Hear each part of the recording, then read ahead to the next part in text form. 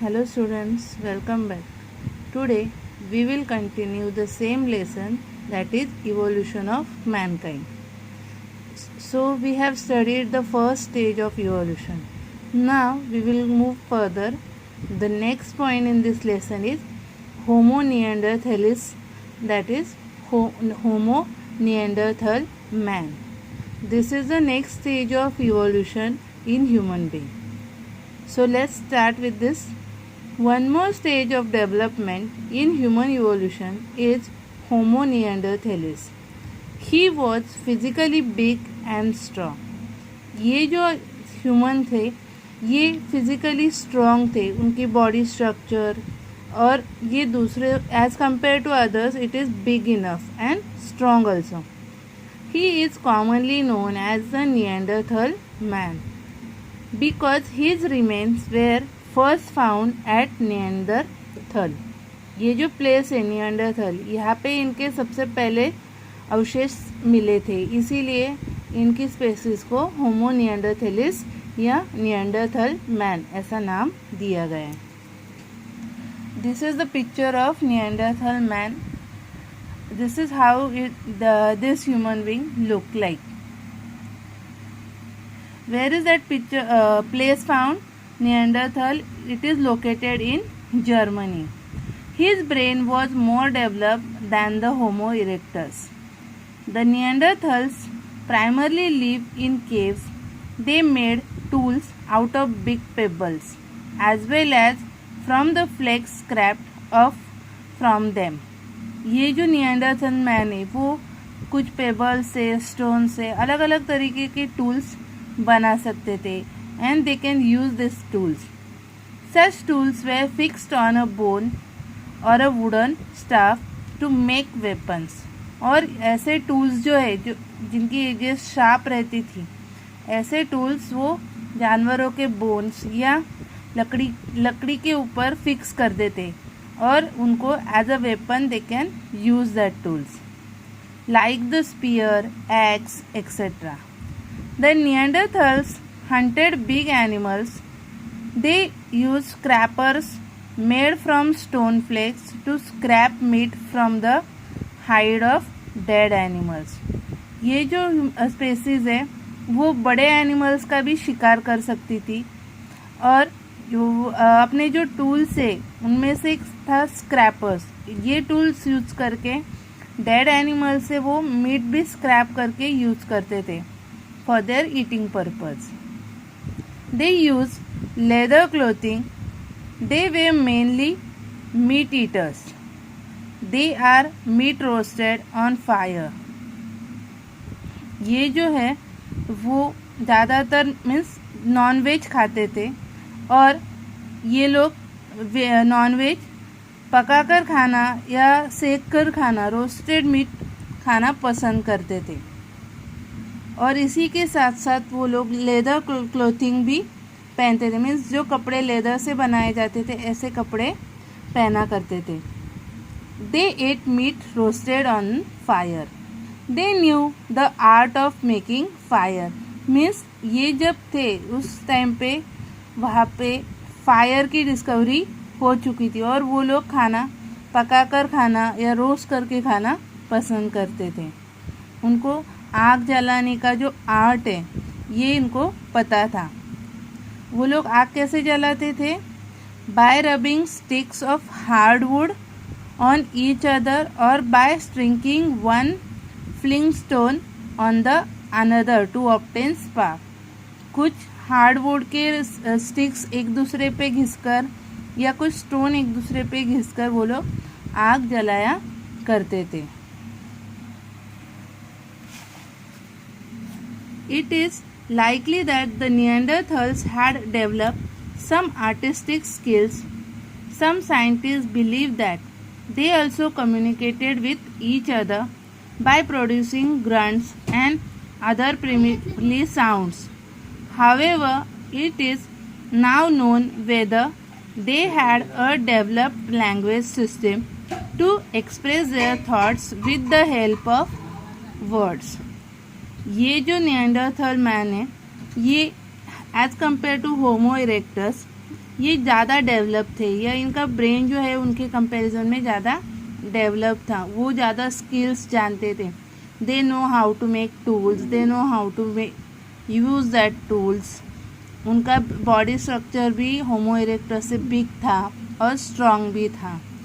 तो कुछ साइंटिस्ट ये बिलीव करते थे, उनको ऐसा भरोसा था कि they also communicated with each other, वो एक दूसरे से बात भी कर सकते थे या कम्युनिकेशन कर पाते थे bye producing grunts and other primary sounds. उनके बात करने का तरीका था कुछ स्पेसिफिक टाइप के साउंड्स निकालना, आवाज़ें निकालना, और इन आवाज़ों के थ्रू वो एक दूसरे से कम्युनिकेट हो पाते थे. However, it is not known whether they had a developed language system to express their thoughts with the help of words. और हम ये नहीं कह सकते कि उनको उस ज़माने में लैंग्वेज की डिस्कवरी हुई थी, या वो लोग लैंग्वेज में या कुछ वर्ड्स में एक दूसरे से बात कर सकते थे, या अपने जो थॉट्स है वो एक्सप्रेस कर पाते थे. No, it is not even prove that, but they use some types of particular sounds to communicate with each other. When a member of a group died, the Neanderthals buried tools, horns, etc. along with the dead body. अगर उनकी community का कोई member या Neanderthal के species का कोई member अगर मर जाता है, तो वो लोग उसकी बॉडी के साथ साथ उसने बनाए हुए कुछ टूल्स, हथियार जो भी है, वो भी उसके बॉडी के डेड बॉडी के साथ वो भी गाड़ देते थे. Also, they applied red ochre to the dead body before burying it. It indicates that the Neanderthals had established some rituals of burying the dead. और इसके साथ साथ डेड बॉडी को काटते समय या जलाते समय वो लोग उसके ऊपर रेड कलर का कपड़ा डाल देते थे या क्लॉथ डाल देते थे. इससे हमें ये पता चलता है कि निएंडरथल जो स्पेसीज है वो कुछ तरीके के रूल्स या राइचुअल्स मानते थे या फॉलो करते थे before burying the dead bodies. In the course of time some groups of Neanderthals left Africa and migrated up to the continent of Europe and Asia.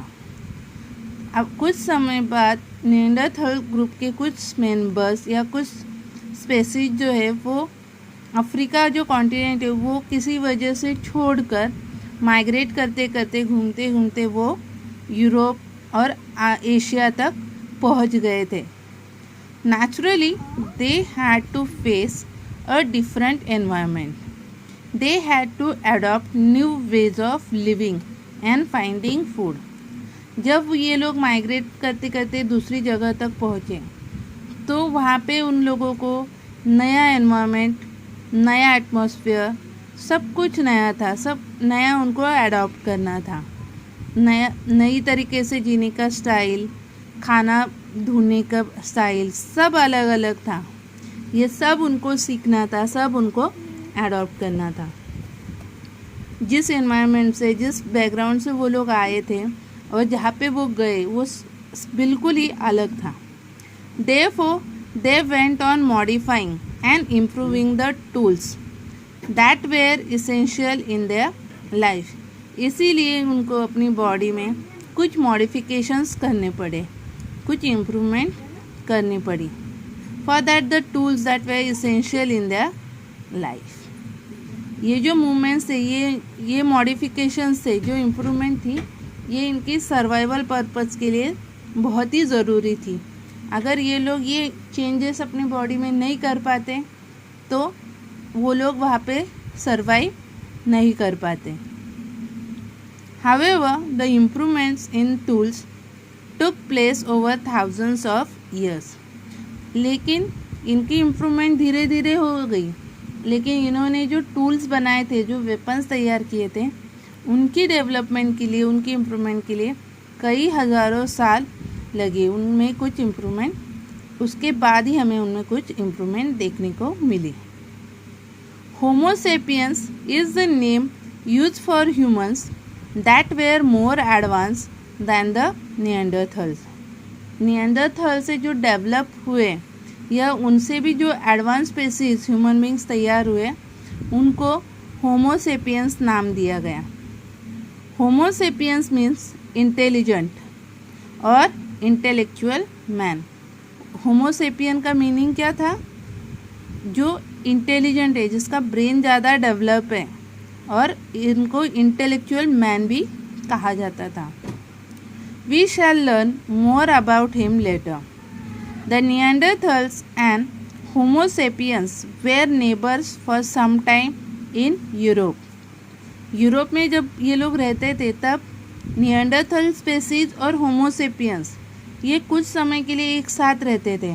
They are like a neighbours when they are in Europe continent. It is believed that due to this reason, like their conflicts with Homo sapiens and inability to adopt environmental changes, the Neanderthals became extinct. So Neanderthal जो species थी, इनमें जो लोग अपने अंदर modification कर पाए या डेवलपमेंट कर पाए, they will become then a further Homo sapiens. But जो स्पेसीज अपने अंदर कुछ चेंजेस नहीं कर पाए, कुछ मॉडिफिकेशन नहीं कर पाए, धीरे धीरे ऐसे निएंडरथल्स के स्पेसीज एक्सटिंक्ट होते गए, वो नष्ट होते गए. On the basis of C14 dating, it is estimated that the Neanderthals became extinct about 30,000 years ago. C14 dating के हिसाब से ये जो निएंडरथल स्पेसीज है वो तकरीबन 30,000 साल पहले धरती से नष्ट हो चुकी है.